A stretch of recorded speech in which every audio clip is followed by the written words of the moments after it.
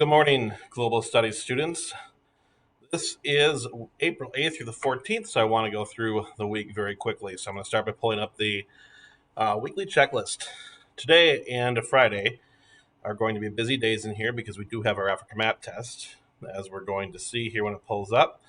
All right, so Thursday, Cohort A, start with your map test. You need to split screen your iPad.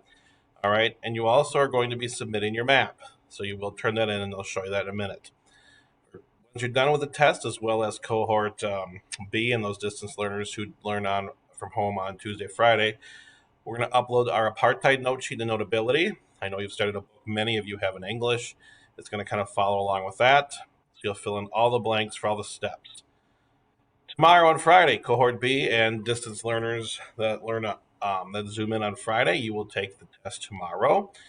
All right, same thing. Take the test, you'll submit it, and then we're going to be doing a gallery walk here on apartheid, where we are going to be comparing and contrasting the apartheid laws from South Africa to the Black Codes / Jim Crow laws of the United States.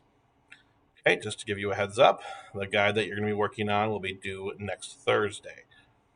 Monday, we're going to start continuing with Africa, continuing to look at the impacts of colonization and bringing it to maybe a little bit more of a modern approach as we look at famine and water supply. So Monday, we are going to be looking at famine in Africa.